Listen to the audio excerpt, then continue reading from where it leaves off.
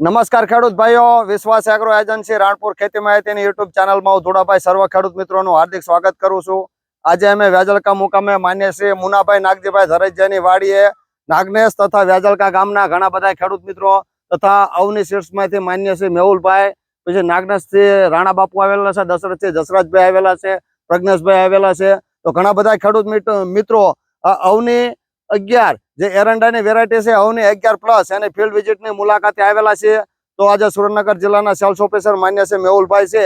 તો ખેડૂત મિત્રોને પૂછશે કે મુનાભાઈને એરંડા વાવ્યા તો કેવું લાગ્યું અને શું આવતા વર્ષે એરંડાની ખેતી કરવી હોય તો કે ખેડૂત મિત્રોને માહિતી મળી રહે.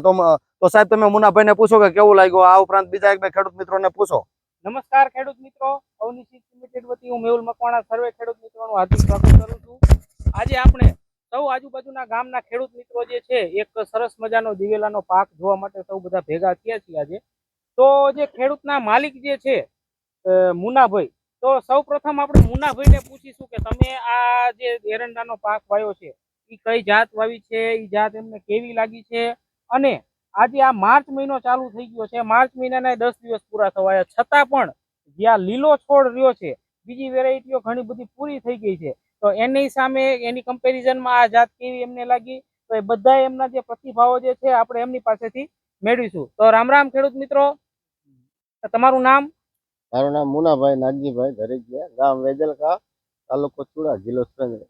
હવે તમે જે મુનાભાઈ આ એરંડાની જે જાત વાવેલી છે આ કઈ જાત વાવી છે? અવની 11+. રિસર્ચ હાઇબ્રિડ દિવેલા અવની 11+ નું વાવેતર તમે કર્યું છે, તમને કેવું લાગ્યું? બહુ સરસ. બહુ સરસ લાગ્યું. હવે આ જાત જે છે તમે વાવેતરનો ટાઈમ અંદાજિત કયો હશે તમારે આનો? અંદાજે 9મા મહિનાની 5 તારીખ. 9મા મહિનાની 5 તારીખે તમે આનું વાવેતર કર્યું હતું, બરાબર છે? તો તમને આ જાત જે છે 9મા મહિનાની 5 તારીખે વાવી હતી, પછી આ છોડ અત્યાર સુધી આમ લીલો ને લીલો છે, આખા ખેતરમાં લીલો છે. લીલો જ છે. પછી આ આખો પ્લોટ છે એમાં તમને ક્યાંય સુકારાનો પ્રશ્ન કે એવું કઈ જોવા મળ્યું છે? ઉભો છોડ કોઈ દિવસ સુકાતો નથી, આમાં બિલકુલ સુકારો નથી આવતો. આની માળો કેવી છે? માળો લાંબી 2.5-3 ફૂટની. બધી 3 ફૂટની આજુબાજુની લાંબી માળો છે. અને ફૂટની સંખ્યા કેવી છે? ફૂટની સંખ્યા ગેપ હોય ને તો 13 થી 14 15 ડાળી નીકળે. 13 થી 14 ડાળી નીકળે છે. જો વાવેતર અંતર તમારે જળવાનું હોય તો 5x8 નું હોવું જોઈએ. 5x8 નું હોવું જોઈએ. તો મિત્રો, એક મુનાભાઈએ જે સરસ વાત કરી છે કે ઘણા મિત્રો જે છે એ વાવેતર અંતરમાં થોડું ધ્યાન નથી આપતા. વાવેતર જો ઘાટું થઈ જાય તો ડાળીઓ ઓછી પડે છે, ફૂટ ઓછી નીકળે છે, સામે ઉત્પાદન ઘટે છે. તો એક સમજવા જેવો પોઈન્ટ એ છે આની અંદર પ્લોટ ઉપરથી જોવામાં કે વાવેતર અંતર તમારી જમીન મુજબ યોગ્ય વાવેતર અંતર જળવાવું જોઈએ. પછી ઘણા બધા ખેડૂતો જે છે અમુક જાતો વાવતા હોય છે, એમાં એમને ફૂલિયાનો ને એવો પ્રશ્ન રહેતો હોય છે. તો આમાં તમને એવો પ્રશ્ન જણાવો? ના, ફૂલિયો ક્યાંય નથી દેખાતો. ફૂલિયો ક્યાંય છે જ નહીં આખા ખેતરની અંદર. પછી અમુક જાતોમાં ખરી જવાનો પ્રશ્ન હોય છે, માળ પાકી જાય અને ખરી જાય ઓટોમેટિક, આવું ક્યાંય છે?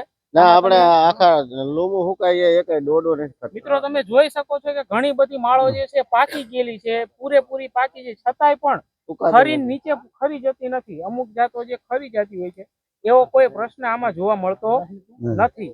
તો આજુબાજુના ગામમાંથી બીજા પણ ઘણા બધા ખેડૂત મિત્રો આપણી સાથે જોડાણા છે. તો બાજુનું ગામ જે છે નાગનેશ થી રાણા બાપુ જોડાણા છે. તો આપણે એમને પણ પૂછીએ. બાપુ, તમારું નામ? રાણા દશરથસિંહ રવુભા. દશરથસિંહ રવુભા, ગામ નાગનેશ, તાલુકો રાણપુર, જિલ્લો બોટાદ. હવે તમે આ આખો પ્લોટમાં આટો માર્યો, તમને આ દિવેલાનો પાક જોયો, તો તમને આ જાત કેવી લાગી બાપુ? અમને સાહેબ બહુ સારી લાગી. અવની 11+ વાવેતર કરવા જેવું છે. બીજા ખેડૂતો જે છે અવની 11+ વાયા જેવું છે, વાવે જેવી વેરાયટી, અને ઉત્પાદનમાં સારું છે. ઉત્પાદન બી સારું. આમાં 40-45 મણ બેસે એવું અત્યારે તમને દેખાય છે, જોવામાં એવું લાગે છે. અને ખર્ચા વગરની ખેતી છે દિવેલાની. તો નવીન આ તમારા એરિયામાં એરંડાનું વાવેતર બહુ ઓછું થાય છે, પણ નવીન ખેતી કરવા ઈચ્છતા ખેડૂતો હોય તો આ વેરાયટી વવાય, તો ઉત્પાદન સારું મળે. બીજા આપણી સાથે એક ખેડૂત મિત્ર જોડાણા છે જેમને આ વર્ષે અવની રિસર્ચ હાઇબ્રિડ દિવેલા અવની 11+ નું એમણે પણ વાવેતર કર્યું હતું, અખતરો કર્યો હતો. તો એમને પૂછી તમને કેવું લાગ્યું આ પાક જોતા? આ પાક જોતા સારું લાગ્યું. સારું લાગ્યું. હા, અવની 11+ વાવવામાં સારા છે. વાવવામાં સારા છે, ઉતારો સારો મળે છે. સુકારો બુકારો કઈ આવ્યો તો તમારે? એવું કઈ નથી આવતું? ફૂલિયો બુલિયો કઈ નથી આવતું? એવું કઈ આવતું નથી. તો આપણી સાથે રાણપુર તાલુકાના ડિસ્ટ્રીબ્યુટર જે છે વિશ્વાસ એગ્રો એજન્સી માંથી ધુડાભાઈ પણ જોડાણેલા છે. તો આપણે ધુડાભાઈને પૂછીએ કે તમને શું લાગે છે આ પાક જોતા? તો સાહેબ અત્યારે જો કે ઘણા બધા ખેડૂતો કહે છે કે ભાઈ આવતા વર્ષે આપણે મુનાભાઈના એરંડા જોઈને કે ભાઈ આપણે અવનીના એરંડા કરવા છે, અવનીના એરંડા કરવા છે. અને એમની વાડીએ પણ જોયેલું. અત્યારે એમને જો 11+ અડધામાં કટિંગ લણણી ચાલુ છે અને અત્યારે લગભગ માલ તૈયાર થઈ ગયો છે અને પાકની ફૂલ અવસ્થા આવી ગયો છે. ટૂંકમાં આની ફૂટ હારી છે, માળો મોટી થાય છે, ઉત્પાદન મારા ખ્યાલ મુજબ 40 મણ પ્લસ આવે એવું લાગે છે.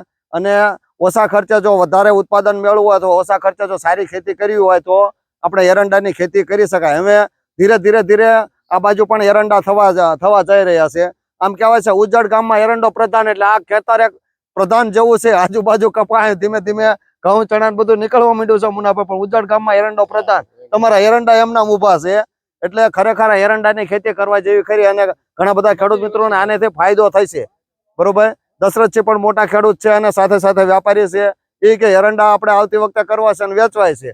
દશરથભાઈ પણ મોટા ખેડૂત છે, એમને પણ એરંડા કર્યા હતા. એટલે એરંડાની ખેતીમાં સફળતા મળે એવું લાગે છે.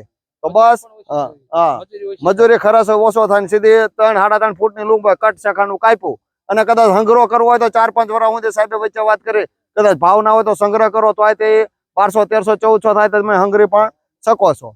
તો બસ આવજો, આભાર.